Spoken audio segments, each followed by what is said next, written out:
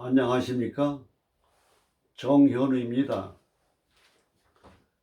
역학이라고 하는 것은 항상 기운학이다 하는 생각을 늘 가지시기 바랍니다. 기운학. 이 기운학이에요. 기는 뭐냐? 신과 같은 기운입니다. 신과 같은 귀신, 신과 같은 그런 기운입니다. 이 기는 뭐냐? 마음이 지배를 합니다. 마음이 지배합니다. 그러니까 우리 마음이 뭐냐? 신이에요. 마음이 신이에요. 그리고 우리가 어떤 마음을 갖고 살 것이냐? 마음. 우리가 희노애락 애오역이라고 하는 우리 인간에게는 칠정이라는 게 있습니다. 칠경. 7개의 희노애락 애오역. 남을 증오하고 사랑하고 또 욕심을 갖고 미워하고 증오하고 이런 애오역. 그 120세 할머니의 장수 노인네가 그 유튜브 방송에 나왔는데 그 에어로빅 춤을 추는데 아주 흥겨워서 춤을 춥니다. 이제 흥겨워서. 그 춤을 출 때 그 흥겨워하는 그 마음, 그 기분, 그 감정, 그 흥겨운 거기서 엔돌핀이라고 하는 기가 돌아가는 겁니다. 돌아가야 돼요. 우리가 행복이라고 하는 건 무엇입니까? 기분이 좋은 마음이 행복이에요. 기분이 좋은 마음이 행복입니다. 기분이 좋은 게 행복이에요. 그러니까 기분이 좋으려면 어떻게 해야 되느냐? 감사할 줄 알아야 됩니다. 감사하는 마음. 그러니까 역학은 뭐냐? 마음이 기를 지배합니다. 이 천간이라고 하는 이 글자는 뭐냐? 마음을 얘기하는 겁니다. 마음. 이게 마음이에요. 그러니까 천간의 그 마음가짐이 어떠한 마음가짐을 갖고 있느냐? 이걸 보는 게 사주 푸는 핵심이 되는 겁니다. 요 마음가짐. 요 기토 아래 태어났습니다. 기토 아래. 기토는 뭡니까? 전답지토입니다. 전답지토. 물에 젖은 땅이에요. 아주 적응력이 좋아요. 항상 관점을 상대에다 두고 상대의 성향, 성격, 입장, 처지, 환경을 보고 거기에 적응하려고 하는 그 마음을 갖고 있는 겁니다. 적응력. 그게 또 옆에 또 하나 있어요. 그게 적응력이 굉장히 강하다고 봐야 돼요. 근데 그 적응력이 또 화생토 해가지고 여긴 배운 편인 아닙니까? 편인. 배운 지식으로 또 그 기토를 도와주는 마음을 갖고 있어요. 근데 옆에는 뭐가 있습니까? 편제가 있습니다. 토국수. 편제가 편인이 편제를 보고 있어요. 그러면요 학술적이고 교양적이고 이런 거는 이게 뭐냐? 편인을 보는 순간 그 마음이 부족해지는 거예요. 없어지는, 약해지는 거예요. 무뎌지는 거예요. 그러니까 천간의 그 마음의 형태 글자 하나하나를 보면서 상황을 분석해야 돼요. 상황을. 그러니까 살아가는 데는 배우는 거, 교양도 중요하다. 이런 생각을 했는데 뭐가 그게 중요하냐 이거예요. 돈이 중요하다 이거예요. 돈이. 항상 재물과 돈은 극과 극입니다. 상극이에요. 수극화 아닙니까? 그리고 정화는 뭐냐? 이게 관성도화입니다. 천간에 있는 관성도화예요. 그러니까 항상 뭐냐면 마음가짐에 인생은 뭐냐? 엔조이다, 즐기는 거다, 섹스다, 이런 어떤 육감적인 그런 마인드를 갖고 있다 이렇게 보는 거예요. 좀 개방적이다 이렇게 보는 거예요. 여기 마음이.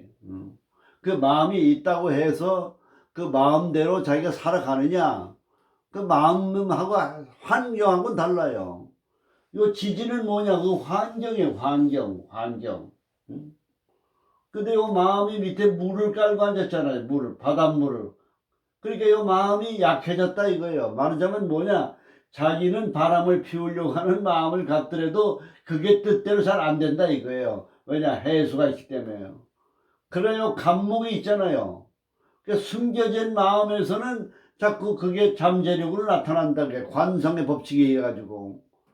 관성의 법칙이라는 게 뭡니까? 자기가 옛날에 성격, 경험했던 일이 잠재의식으로 남아있다가 남하고 주먹질을 하고 이렇게 다투고 대립하는 이런 그 성질을 가지고 있던 것이 수양을 하고 신앙생활에서 그것이 감춰져 있지만은 언젠가는 그 관성이 또 튀어나온다 이거예요. 그 여기는 감목이 있기 때문에 그 끼라고 하는 거는 그대로 살아있다 이거예요. 그리고 요 교양학술적인 거에 대해서 뭐냐 관심이 많다 이렇게 보는 거예요. 그 정화는 뭐니까 미술 예술을 얘기해요. 이게 말을 얘기하는 거예요. 그 여기 경계충을 만났으니까 뭐니까 말로 인해서 실수를 많이 한다 이거예요. 개수를 만났기 때문에 잘 못한다 이거예요. 이렇게 해서 천간을 분석해 보는 겁니다. 천간. 그리고 조상궁 아닙니까? 근묘하실. 그 조상이 뭐냐? 예술적이고 말을 잘하고 문화적인 그런 집안에서 태어났다 할아버지가. 아버지는 뭐냐? 토라고 하는 건 항상 재물을 얘기합니다. 재물. 재물의 토는 아무리 기묘는 토는 이거 재물이다 이거예요. 재물. 근데 재물이 뭐냐? 밑에 목에서 먹국토 당했다 이거예요. 그러니까 경제적으로 어려운 집안에서 태어났다 이렇게 봐야 돼요. 요 모여는 뭐니까 관이다 이게 목국토 관직 명예를 얘기하는 겁니다. 근데 요 관직 명예를 얘기하는데 여기 관이 뭐냐? 해묘미라고 해서 삼합을 이뤘어요. 관고. 그 해묘미가 목이 완한 거지. 목이 완해지는 거예요. 그 관살이 뭡니까? 혼잡이 된 거예요. 관살 혼잡이 된 거예요. 그러면 관살 혼잡이라는 게 여자 사주일 경우에 뭡니까? 관은 남자를 얘기하고 관이라는 건 정부와 법을 얘기하는 거예요. 그러니까 관살 혼잡인 경우에는 뭐냐? 법을 무시하는 거예요. 법을 무시한다는 건 뭡니까? 무질서한 거예요. 지멋대로요. 그러니까 천방지추요. 그러니까 관물가 남자 아닙니까? 남자 관계가 아주 지멋대로 자기 기분 나는 대로 느끼는 대로 바람 부는 대로 물결 치는 대로 남자 관계가 복잡하다 이렇게 보는 거예요. 무질서한 생각. 그러니까 이런 사주를 타고난 사람은 타고난 여자는 뭐냐? 이성 교제 관계가 좀 문란하다 이렇게 보는 거예요. 그래서 우리가 이 사주를 보게 되면 항상 전 인구의 10% 정도 되는 10% 정도는 이런 관살 혼잡이면서 가정적으로 부모가 병에 걸리고 가계부채가 많고 생활고가 많고 돈에 쪼들리고 빚에 쪼들리고 그리고 또 제대로 공부를 못하다가 보니까 전문성도 없고 기술력도 없어요. 그리고 조직생활도 부적합해 이런 사람은 관살 혼잡은. 그 먹고 살 길이 없는 거예요. 그러니까 전국에 한 10% 정도 되는 처녀는 미혼여성은 전문 지식도 없고 생활력도 없고 사회 살아가서 직장 생활도 어렵고 경제적으로 쪼들리고 빚에 쪼들리고 부모는 병에 걸리고 돈은 없고 용돈 없고 생활비가 없고 이렇게 고통받고 어려운 생활을 하는 사람이 몇 프로가 있느냐 이거예요. 10%가 있어요. 그럼 이런 여성은 어떻게 살아가야 되느냐 이거예요. 어떻게 살아가야 돼요. 그 유흥가로 가야 되는 거예요.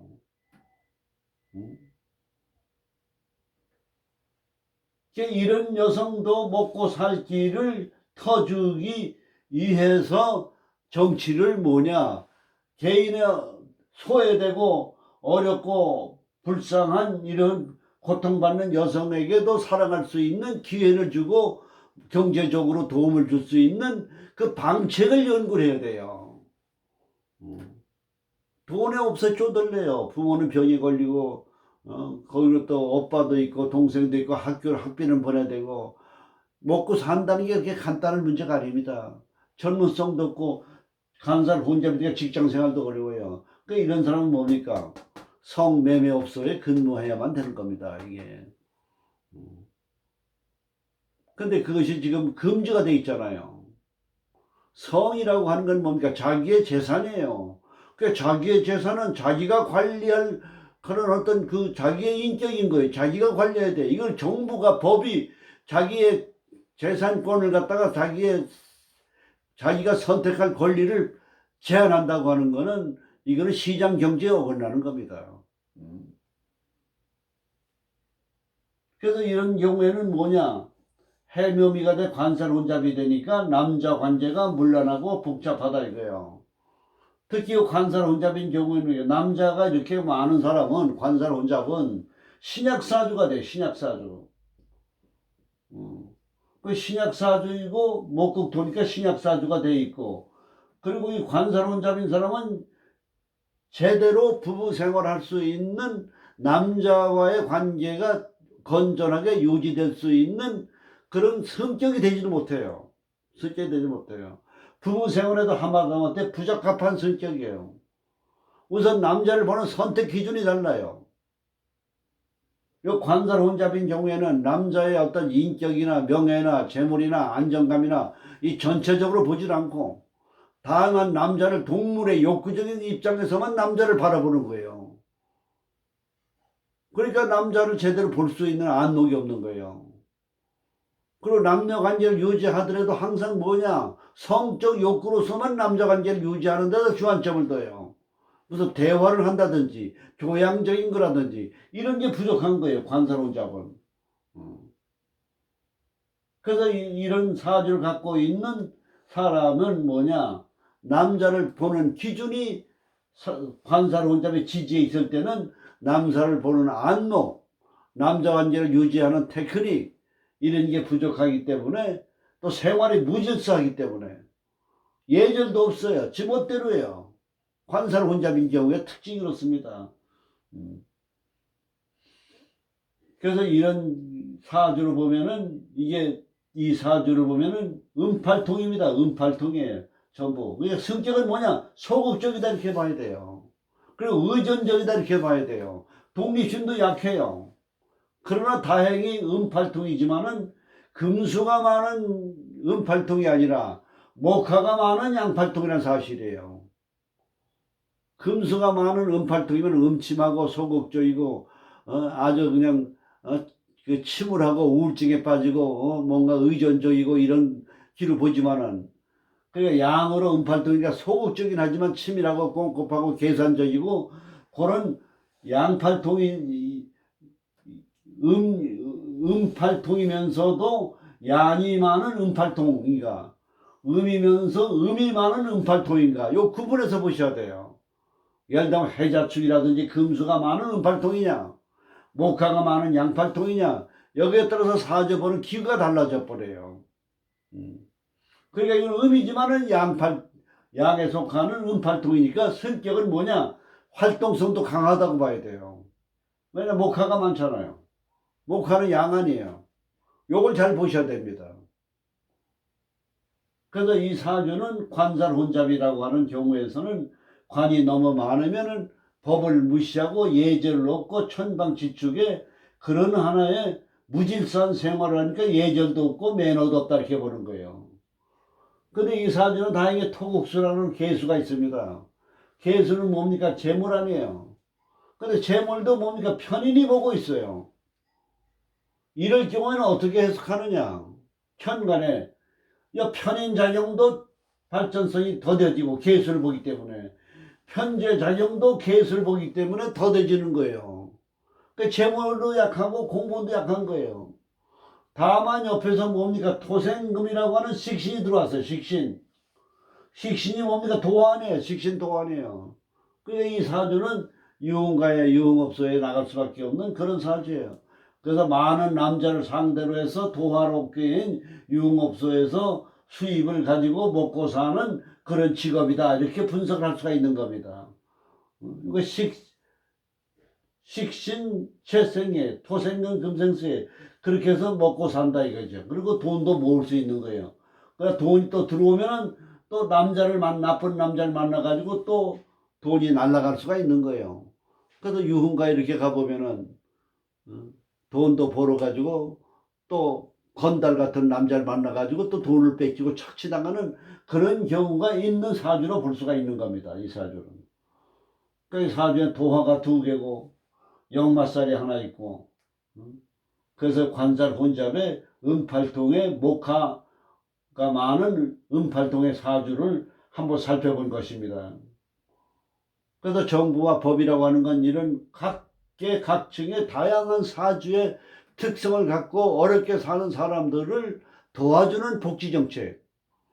그것이 바로 우리가 역학자로서의 인간의 운명을 개척하고 살아가는 데 있어서의 국가가